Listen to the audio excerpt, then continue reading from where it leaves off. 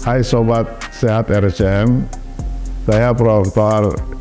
Larisang, spesialisasi saya di bedah digestif atau bedah saluran cerna, bekerja di Departemen Ilmu Bedah sebagai staf medik dan juga staf pengajar untuk Fakultas Kedokteran Universitas Indonesia.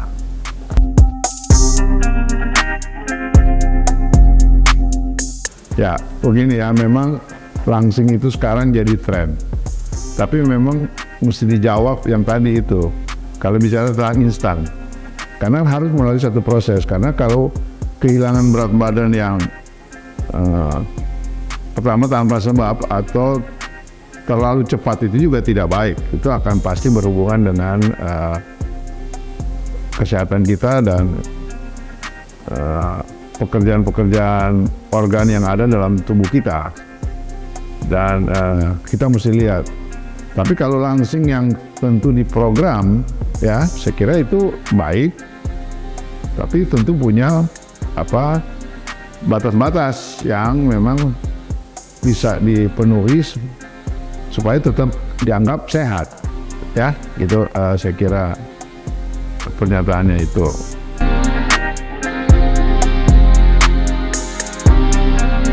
Oh, jadi operasi bariatrik itu kan salah satu operasi dengan memanipulasi saluran cerna sehingga terjadi penurunan berat badan, ya. Jadi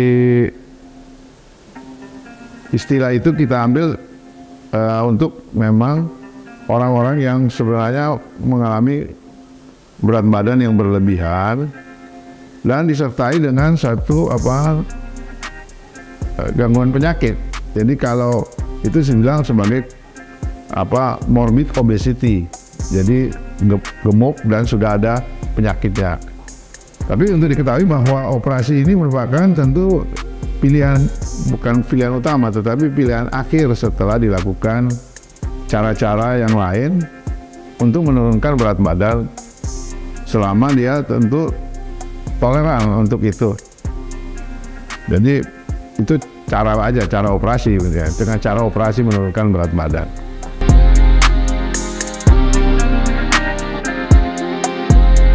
Jadi ada beberapa teknik, ya. Pertama memang kan intinya operasi itu kan kita ingin menurunkan input atau makanan yang masuk ke lambung, ya. Kemudian dia akan lambat juga diserap sehingga terjadi pengurangan kalori sebenarnya, sehingga kemudian terjadi penurunan berat badan. Jadi tipe-tipenya itu ada beberapa yang paling banyak sekarang dikerjakan. Pertama ada yang dilakukan rubber bender. Jadi lambungnya itu diikat, ya, itu secara gampang. Atau dibikin slim gastrectomy. Jadi lambungnya dipotong, dibikin seperti tabung. Jadi daya tampungnya otomatis akan kecil. Kalau yang tadi rubber band, waktu masuk dia berkurang karena dikecilin lubangnya. Dan kalau yang ini memang daya tampungnya dikecilin. Kedua, ada lagi dilakukan memang bypass operasi. Jadi dilakukan pengecilan lambungnya, kemudian usus halus yang bisa mengabsorpsi zat-zat gizi itu kemudian disambungkan langsung ke lambungnya, sehingga ada bagian dari usus halus yang tidak bekerja untuk mengabsorpsi makanan-makanan zat yang masuk melalui mulut. Itu 3 hal yang besar, ya, tentang operasi bariatrik itu.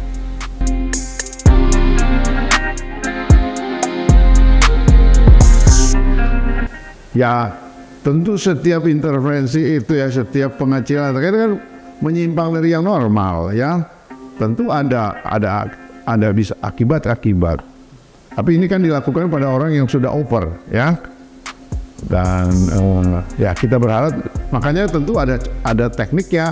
Nggak boleh kecil sekali. Kalau kecil sekali sampai nggak bisa masuk, itu juga bahaya. Jadi memang ada teknik-teknik dan syarat-syarat yang bisa dilakukan.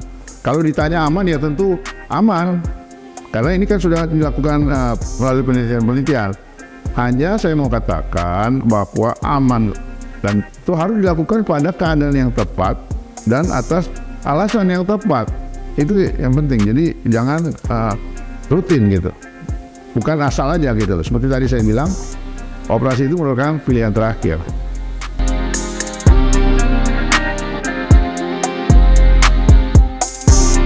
Seorang pasiennya itu tadi saya bilang, kalau dia mengalami satu yang namanya morbid obesity. Jadi kalau ada, kita pakai kriteria dengan indeks massa tubuh misalnya. Jadi kalau kita tahu udah indeks massa tubuh di atas 35 ya, nanti ada rumusnya, baca aja 35 itu, atau di atas 30 sampai itu bisa dilakukan operasi bariatrik ya. Cuma syaratnya adalah itu setelah usaha-usaha non operatif itu sudah dilakukan ya. Jadi misalnya diet, kemudian ada tentu bantuan obat-obatan ya, atau memang operasi ini bisa dilakukan langsung misalnya karena kita anggap penyebab penyakitnya misalnya adalah tinggi dan penyakit gulanya udah tidak bisa dikontrol dengan cara obat-obatan atau terlalu banyak gitu, kita bisa menganjurkan operasi itu. Jadi tetap walaupun saran dari pasien ada, tetapi yang penting juga indikasinya. Jadi syarat-syarat kalau bisa dioperasi setelah melalui perjalanan operatif. Nah yang paling penting juga kalau akan diambil operasi itu konsultasi dengan psikiatri. Karena begini, kalau secara mental dan kejiwaan tidak ada perubahan dalam pola hidup, itu operasi akan gagal, dia akan kembali lagi sebenarnya. Ya, karena sebenarnya kan turunin berat badan atau naikin berat badan itu kan soal gaya hidup, soal pola hidup. Jadi kalau ini tidak dijaga, saya kira harus hati-hati betul untuk melakukan operasi. Operasi ini kalau dilakukan pada penderita-penderita yang tepat ya, dia obesitas dengan morbiditas khusus misalnya hipertensi dan gula, penyakit gula atau diabetic mellitus, itu sudah terbukti dari penelitian justru bisa menghilangkan penggunaan obat. Jadi hipertensinya kemudian yang tadinya nggak terkontrol bisa malah terkontrol tanpa obat. Gula demikian juga. Ada beberapa studi yang menyatakan bahwa dengan orang dilakukan bariatrik yang tadinya ada morbiditasnya adalah diabetes, itu kemudian bisa dikontrol dengan itu. Makanya kemudian obat penyakit ini, katakanlah penyakit, sudah dikatakan penyakit oleh WHO, dianggap satu disease, karena kemudian dianjurkan operatif setelah satu pilihan, karena dia bisa merubah yang tadinya ketergantungan dengan obat bisa dengan tanpa obat. Itu saya kira satu hal yang terobosan. Tapi sekali lagi saya ingatkan, harus dilakukan pada diagnosa yang tepat dan indikasi yang tepat. Tentu kalau kita bicara risiko, selalu setiap tindakan itu berisiko. Cuma moga-moga jangan terjadi risiko, dan kalau kita melakukan persiapan yang baik dan perhitungan data yang akurat, tentu kita berharap risiko itu bisa ditangani ya, atau bisa tidak terjadi menurut saya. Tapi kalau toh terjadi itu sudah dikalkulasi gitu ya. Nah, jadi kalau risiko pertama setiap operasi tentu ya, mulai dari pembiusan itu punya risiko, karena kita menghadapi orang-orang gemuk tentu punya risiko untuk dibius, dan untuk recovery itu lebih sulit.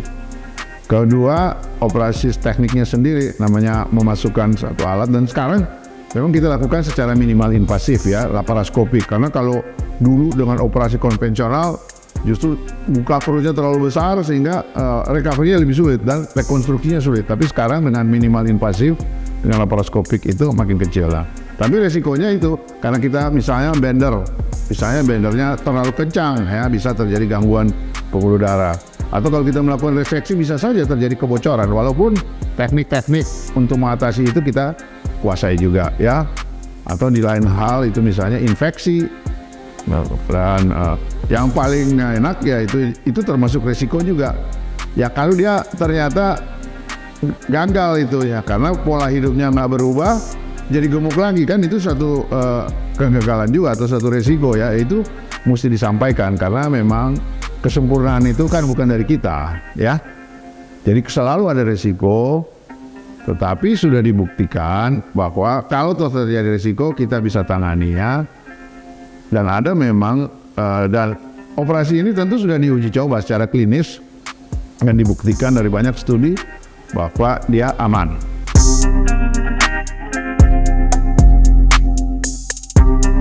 Yang paling penting tentu selain karena habis operasi ya, habis operasi tentu kita mesti menjaga kebersihan, kesehatan, juga makan cukup, kembali lagi pada pola-pola yang biasa. Tetapi yang paling perhatikan adalah tadi perubahan pola hidup dan menerima bahwa tanpa perubahan pola hidup dia, rekonstruksi ini tidak akan berjalan dengan baik ya.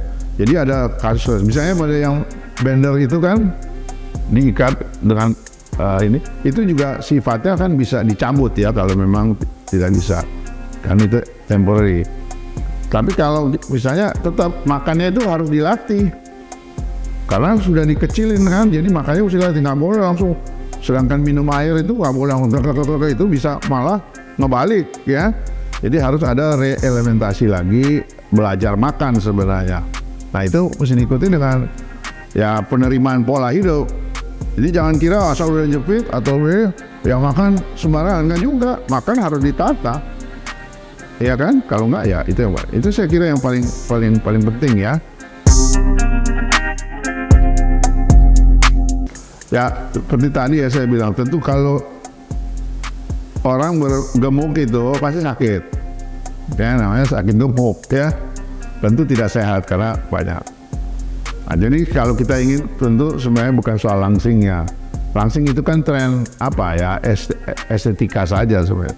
Yang kita mesti cari adalah berat badan yang sesuai dengan keadaan kita gitu ya. Yang kita pakai rumusnya misalnya ada macam-macam. Ada yang 100 tinggi badan kurang 100 cm. Tapi kalau kita mau pakai indeks massa tubuh saja. Jadi kalau indeks massa tubuh dia bawah 25 itu oke. Tapi jangan di bawah 18. Kalau di bawah 18 indeks massa tubuh itu rasanya orang terancam ada gangguan gizi ya, itu screeningnya gitu. Jadi kita kalau mau mencari berat badan yang ideal sesuai dengan postur tubuh kita, jadi minimal perhitungan tinggi badan ya. Jadi kalau toh mau instan itu yang mesti dilakukan, tetapi harus terprogram. Terprogram artinya harus merubah juga pola cara kita makan dan konten kita makan ya.